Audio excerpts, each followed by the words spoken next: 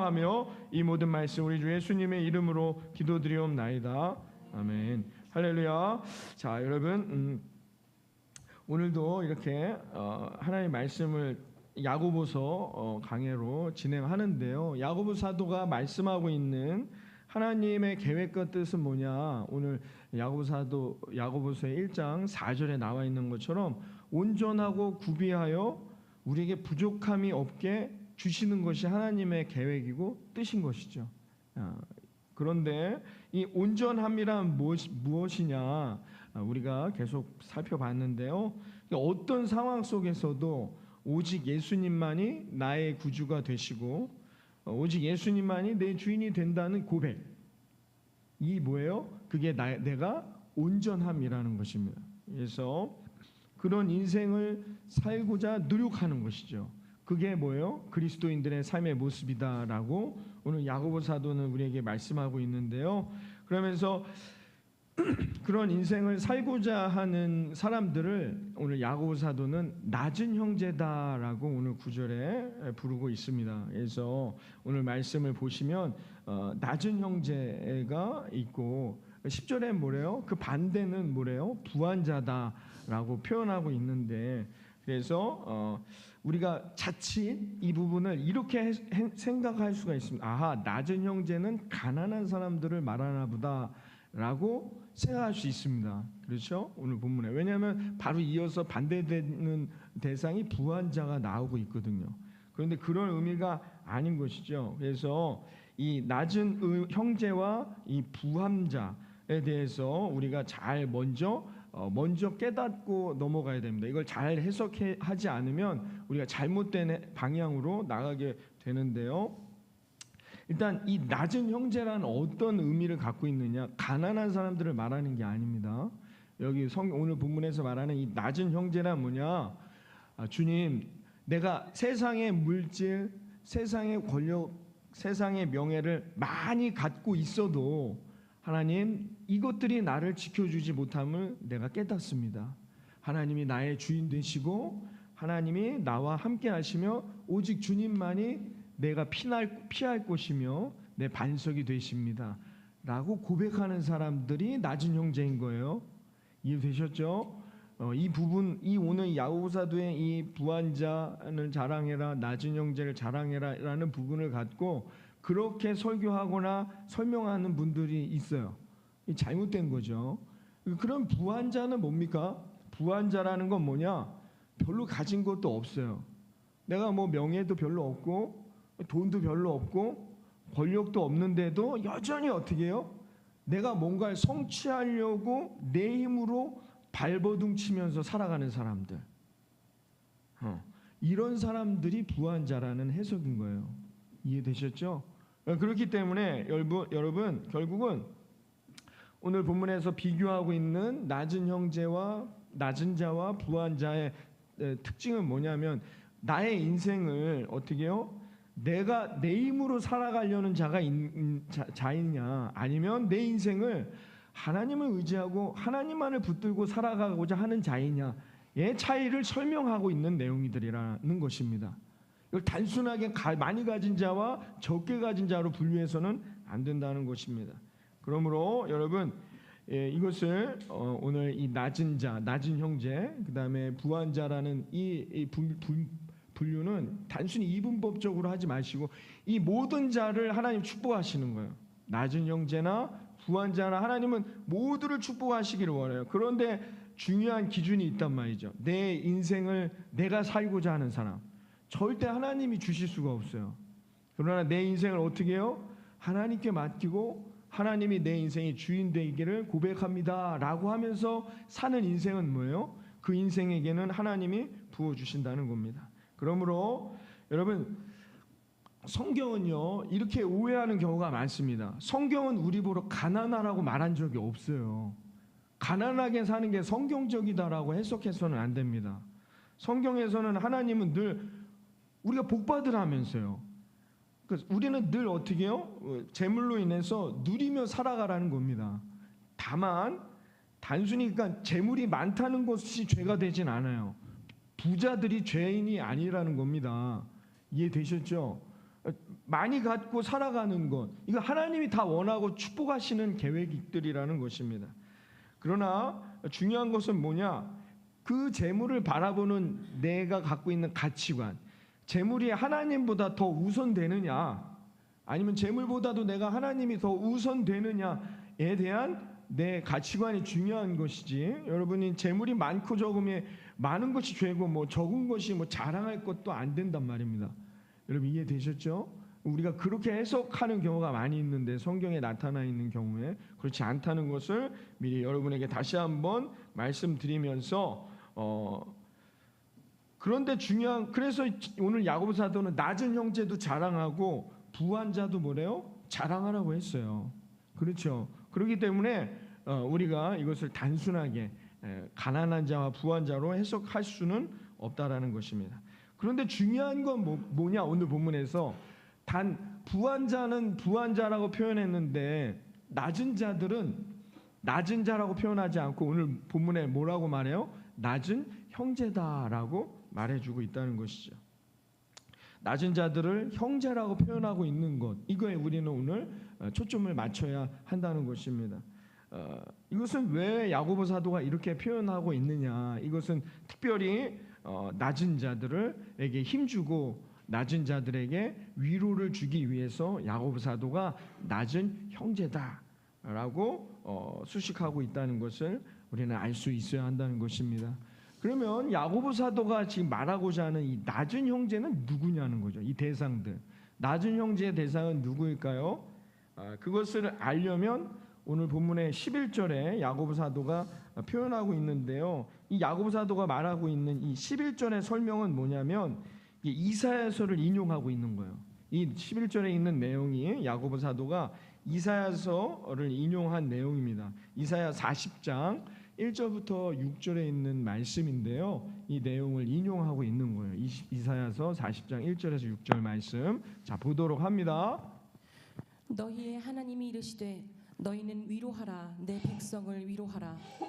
너희는 예루살렘의 마음에 닿도록 말하며 그것에게 외치라.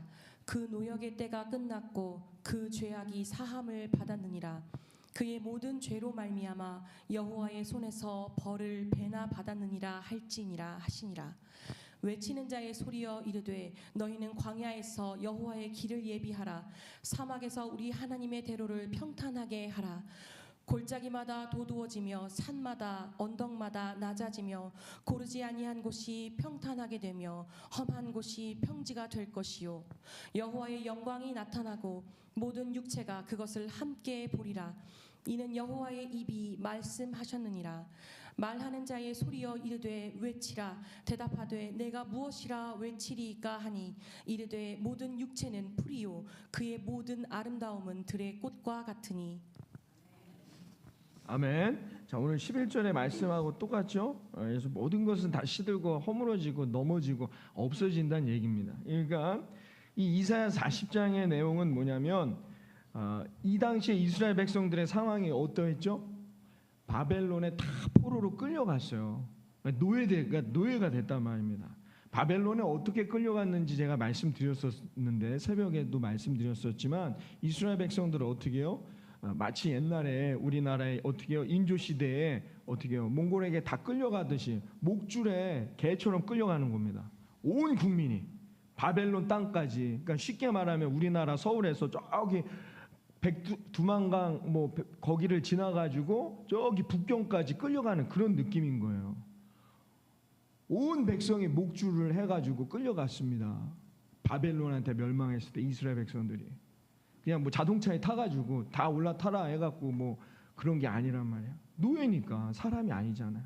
맨 앞에 누가요? 마지막 유다의 마지막 왕, 두 눈 뽑힌 왕이 목줄에 매달려 있고 다 끌려가는 거예요. 그게 바벨론에 끌려간 이스라엘 백성들의 모습이에요. 그 시기예요. 이사야 40장의 시기가. 1절부터 2절로 다시 돌려주세요.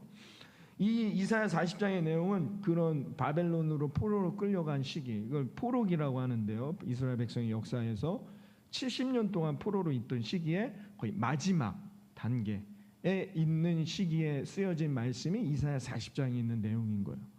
그렇기 때문에 이들이 이제 거의 포로 생활, 노예 생활의 마지막 시기에 들어와 있던 상황이었습니다. 아니 백성들은 자기들이 왜 끌려가는지도 모르고 끌려간 거예요. 자기네가 왜 노예가 돼야 되는지도 모르고 어떻게 해요? 죽어가는 거예요. 풀무불에 던져지는 거란 말이죠. 이런 상황이라는 겁니다. 그래서 거기 가서 고통당하는 순간들을 맞이하는 거죠. 이게 이사야 40장이 말하는 거예요. 그런데 오늘 2절의 말씀에 보면 뭐래요? 2절의 말씀에 보면은 이제 이 말씀의 마지막 노역의 때가 끝나가고 있다라고 말합니다. 그렇죠? 노역의 때가 끝나가고 있다. 그러니까 이런 지금 포로기의 마지막에 있는 이스라엘 백성, 아무것도 없는, 여러분 목줄로 끌려가는 그런 인생. 왜 그래야 합니까? 여러분 우리는 왜 고난 당해야 합니까? 왜 우리는 여러 가지 시험을 당해야 하냔 말이에요. 이런 백성들에게 오늘 야고보 사도가 이사야서를 인용하면서 위로하고자 하는 거예요. 이 말씀을 너희는 위로하고 내 백성을 위로하라. 야고보 사도가 이 말씀을 가져와서, 그러니까 우리는 이걸 지금 설명해 드려야 아니까. 근데 이스라엘 백성들은 이걸 설명하지 않아도 이 11절에 풀이 마르고 이 말씀을 들으면 이게 어떤 내용인지를 다 알아요. 그렇기 때문에 이게 어떤 마음으로 야고보 사도가 지금 우리를 위로하려고 하는지를 알지만 우리는 잘 모르니까, 우리 한국 사람들이니까 잘 모르기 때문에 제가 지금 이 내용이 어떤 내용인지 설명해 드리는 거예요. 포로기의 마지막 시기가 되는 겁니다. 왜 내가 물에 빠져 죽어가는지도 모르고 죽어간단 말이에요. 백성들은 그렇단 말이에요. 백성들은 그렇게 고통받는다는 겁니다. 그 노역의 때가 끝나가고 있다라는 것입니다. 그래서 이 말은 고난의 시기가 끝나가고 있다라는 것을 이스라엘 백성들에게 말해주는 거죠. 하나님의 계획이 포로를 통하여 이스라엘 백성들이 다시 하나님께 돌아오기를 원하는 계획이었기 때문에 그 고통받던 시기가 끝나가고 하나님 앞에 지었던 죄악이 사함을 받았느니라. 이스라엘 백성들이 지었던 죄 사함을 얻어 이들이 다시 하나님의 죄의 용서함을 얻고 이스라엘 땅으로 돌아올 것이다라는 이사야의 이야기죠.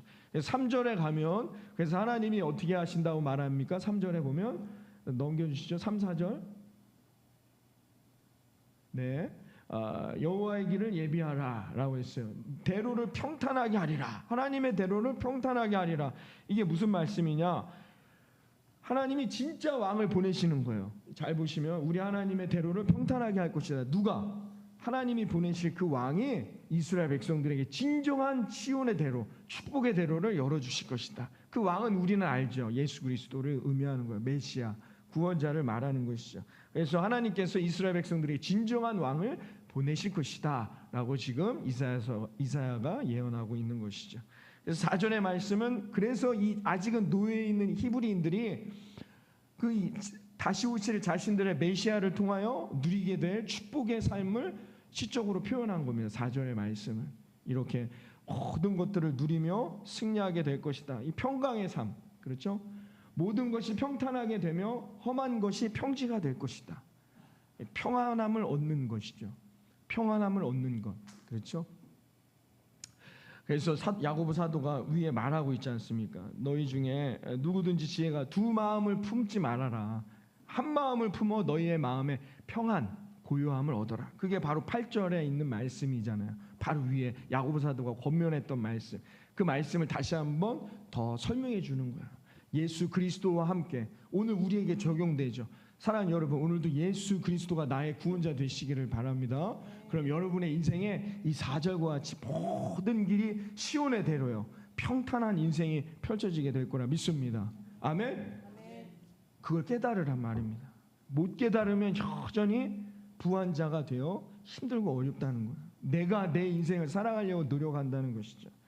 그 얘기를 이어서 해주시는 거예요. 그래서 5절과 6절에 보면은 이렇게 설명하면서 이사야서가 마무리하는데요. 5절과 6절에 보면 여호와의 입이 말씀하셨느니라 라고 말합니다. 모든 것은 하나님이 말씀하심 속에서 이루어진다는 이야기죠. 그리고 6절의 말씀은 뭡니까?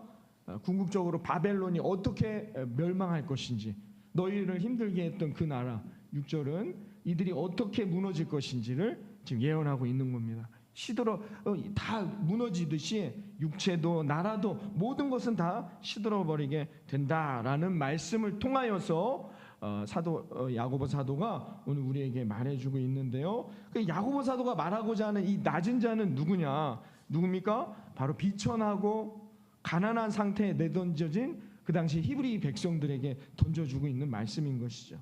억압과 고통 속에 끝날 것 같은 인생, 그렇죠?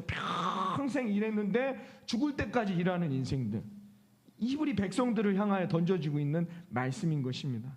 야고보 사도의 이 말씀은 그와 같은 것이죠. 여전히 낮은 자, 이런 인생을 살아가는 이들을 어떻게 해요? 낮은 자라고 표현하고 있습니다.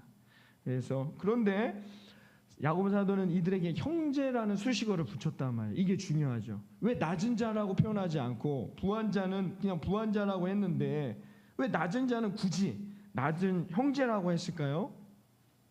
사랑하는 성도 여러분, 우리는 세상에서 실패한 것 같기도 하고 때로는 세상에서 비참한 것 같기도 하고 세상에서는 고통당하고 있는 것 같기도 하지만 세상에서는 내가 지금 시험 당하고 있는 것 같지만 여러분 하나님 보시기엔 그렇지 않다는 뜻입니다. 만유의 주제이시며 치유와 축복의 주제이신 하나님께서 오늘도 이 자리에 저와 여러분과 함께 하심을 믿으시길 바랍니다. 어떤 모습으로? 형제의 모습으로. 그 얘기인 거죠. 그래서 오늘도 우리에게 격려하시고 또 우리에게 은혜 주시며 또 오늘도 우리에게 힘 주시기 위해서 주님은 친히 우리에게 형제가 되어 주신다는 얘기예요. 오늘 이 표현, 낮은 형제들아 하나님을 자랑하라는 이 표현은 바로 야고보 사도의 이런 메시지가 들어져 있는 것이죠. 여러분, 세상은 오늘도 이 찬양했지만 믿음의 고백, 하나님이 우리를 승리하게 하심을 믿습니다. 세상은 내가 실패했다 하고 세상은 내가 고난당한다 하고 세상은 내가 비참하다고 말하는 것 같지만 하나님은 그렇게 보시지 않는다는 겁니다. 하나님이 저와 여러분을 승리의 면류관을 주시며 젖과 꿀이 흐르는 가나안으로 인도하실 것을 믿습니다. 하나님은 그런 하나님이시단 말입니다. 하나님은 지금은 힘든 거 어려운 것 같지만 하나님을 붙들고 이 순간들을 잘 이겨내는 자들에게 하나님 반드시 갑절의 은혜와 열매를 허락하신다는 얘기입니다. 요한복음 16장 33절에 예수님이 이렇게 말씀하십니다. 함께 읽어봅니다. 요한복음 16장 33절입니다. 세상에서는 너희가 환난을 당하나 담대하라 내가 세상을 이기었노라. 아멘. 우리에게 승리를 주시는 하나님께서 오늘 저와 여러분에게 형제가 되어주심을 믿으시기를 바라겠습니다. 여러분 나와 함께 하시겠다는 얘기입니다. 그러니까 여러분 힘을 내시기를 바랍니다. 여러분 주저앉으시면 안 됩니다. 여러분 모든 게 무너졌다고 해서 삶을 포기해서는 안 된다는 것입니다. 여러분 딴 길 가서는 안 됩니다. 언제나 하나님을 소망하며 늘 기도하며 하나님 앞에 예배하며 여러분 하나님만을 붙들고 나아가 승리하는 저와 여러분 되기를 바랍니다. 지금 실패했다고 해서 끝난 게 아니란 말입니다. 이스라엘 백성들은 다 노예로 끌려갔지만 나라를 다 상실하고 잃어버렸지만 그들은 포기하지 않았단 말입니다. 그래서 지금의 이스라엘이 된 거예요. 여러분 끝까지 하나님을 붙드는 자들에게 반드시 하나님이 말씀하실 거라 믿습니다. 왜? 하나님은 전능하신 하나님이시다면서요. 만유의 주제이시라면서요. 여러분 그러니까 포기해서는 안 됩니다.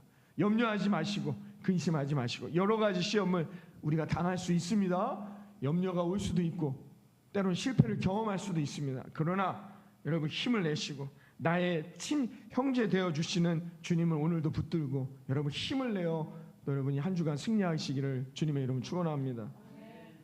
오늘 9절 10절 말씀을 보면 야고보 사도는 또 이런 권면을 하는데요. 9절과 10절 말씀을 같이 한번 봅니다. 낮은 형제는 자기의 높음을 자랑하고 부한 자는 자기의 낮아짐을 자랑할지니. 아멘. 여러분 야고보 사도가 뭐라고 했느냐? 낮은 자든 부한 자든 모든 자들 주님 안에 있는 모든 하나님의 형제가 되는 자들은 뭐래요? 자랑하래요. 자랑하라. 뭘 자랑하? 이게 무슨 말이에요, 목사님? 뭘 자랑하라는 뜻입니까? 라고 한다면 이 자랑하라는 이 단어 히브리 언어를 보면 이 자랑한다는 단어 히브리인들에게 이 히브리적 개념으로 이 단어를 이해해야 돼요. 히브리인들은 언제 이 자랑한다는 단어를 썼고 이 단어가 어떤 단어들이랑 같은 의미로 사용하느냐? 기뻐하라, 즐거워하라 라는 단어랑 동일한 언어예요. 그게 히브리인들은 그렇게 생각해요. 우리는 자랑하는 것과 기뻐하는 건 전혀 다른 개념이잖아요. 우리가 쓰는 한국말에서 자랑하는 것과 기뻐하는 게 같아요? 틀려요? 목사님 틀린 거 아니에요? 이건 한국 사람들의 개념인 거고 히브리인들의 개념은 자랑하는 건 기뻐하는 거예요. 그들에게 자랑은 뭐예요? 오직 하나님을 만난 것, 하나님이 나를 인도한 것, 하나님이 내 주인 되신 것만 자랑하는 거예요. 그래서 우린 간증하는 거죠. 간증하는 걸 부끄러워하지 마세요, 여러분. 아유, 목사님, 이런 은혜는 저만 받는 게 아닌데. 우리 교인들은 그런 말씀 많이 하세요. 아니에요, 그렇지 않아요. 이건 자랑하는 거예요. 하나님을 기뻐하는 거죠. 하나님을 즐거워하라고 말했어요. 그 얘기인 거예요. 낮은 형제도 자랑하고 부한자도 자랑하라는 이 자랑은 뭐냐? 하나님이 나와 함께 하심을 기뻐하라는 거예요. 하나님이 나와 함께 하심을 즐거워하라는 것입니다.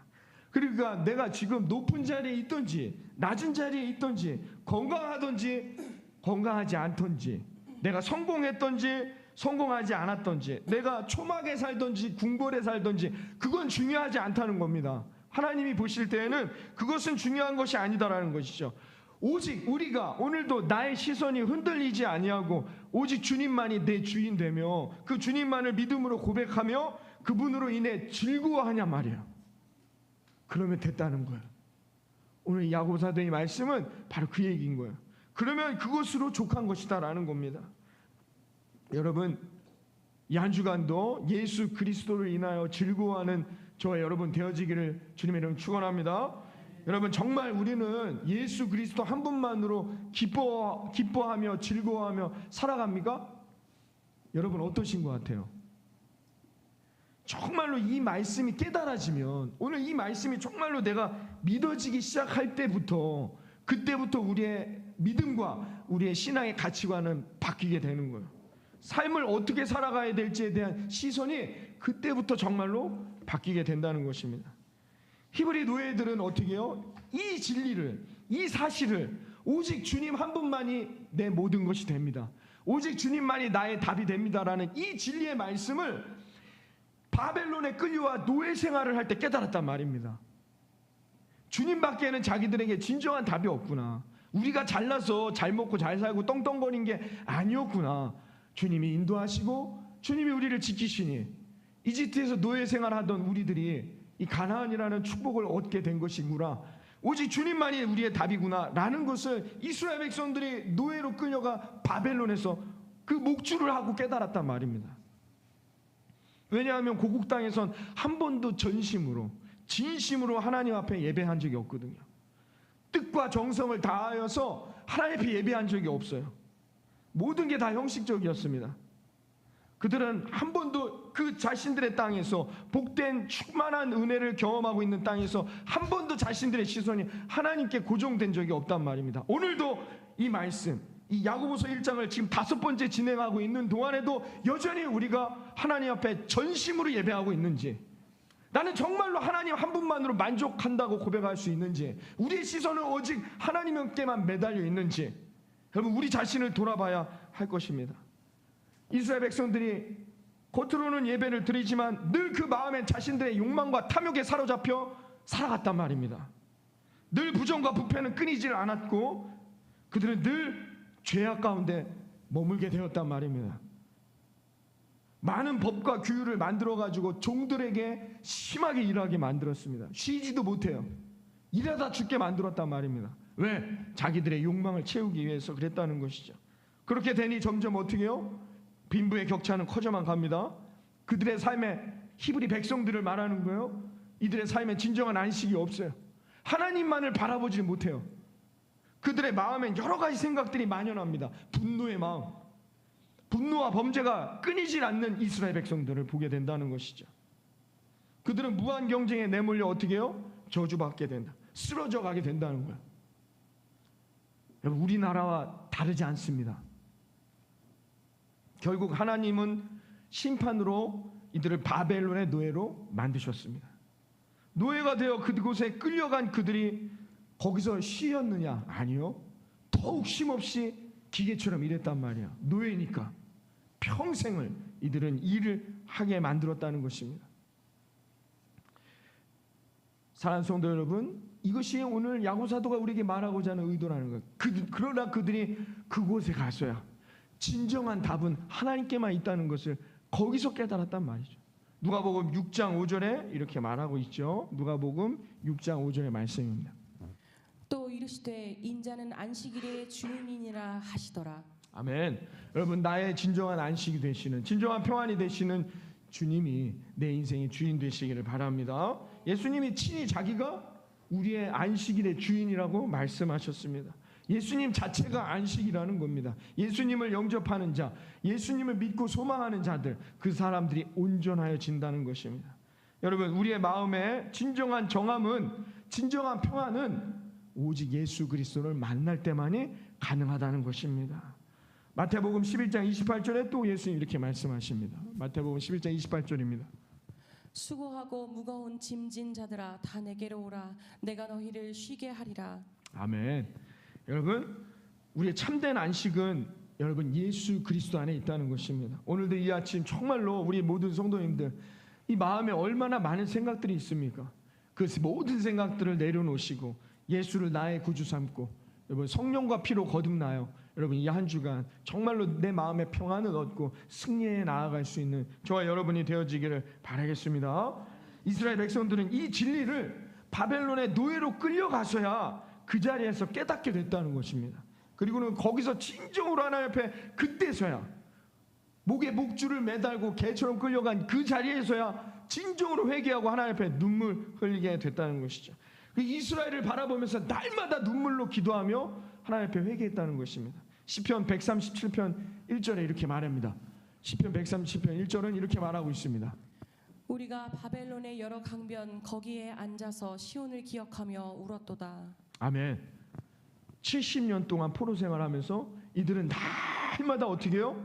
이것을 그때서야 깨닫고 하나님 앞에 철저하게 회개하며 오직 예수 그리스도만이 나의 참된 안식이 됩니다. 오직 예수 그리스도만이 나의 치유요 회복이요 응답이며 오직 예수 그리스도만이 나에게 복 주시는 주인이십니다 라는 믿음의 고백을 거기서 했다는 거예요.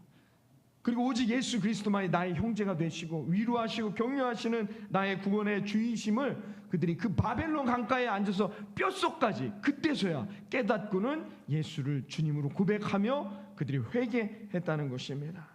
야고보 사도는 이 내용을 오늘 본문에 끌고 들어옴으로 인하여서 여러 가지 시험을 당하는 하나님의 백성들, 그 시대 야고보 사도의 시대의 백성들에게 다시 한번 이 말씀을 오늘 얘기해주고 있는 것이죠. 여러분, 오늘 성경은 우리에게 말해주고 있습니다. 오직 예수 그리스도만이 답입니다. 여러 가지 시험을 만날 때 여러분 낙심하시면 안 됩니다. 내 마음에 여러 가지 생각을, 여러 가지 마음, 두 마음을 가져서는 안 됩니다. 오직 하나님 그 한 분만으로 어떤 순간에도 어떤 시험을 만난다 할지라도 여러분 흔들리지 마시고 여러분 예수 그리스도를 부여잡음으로 말미암아 여러분 승리하시기를 바랍니다. 왜요? 예수님밖에는 답이 없단 말입니다. 예수님이 반드시 여러분 우리를 승리하게 하시고 하나님께서 예비하신 그 놀라운 복을 허락하실 거라 믿습니다. 이것을 우리가 깨달아야 한다는 것입니다.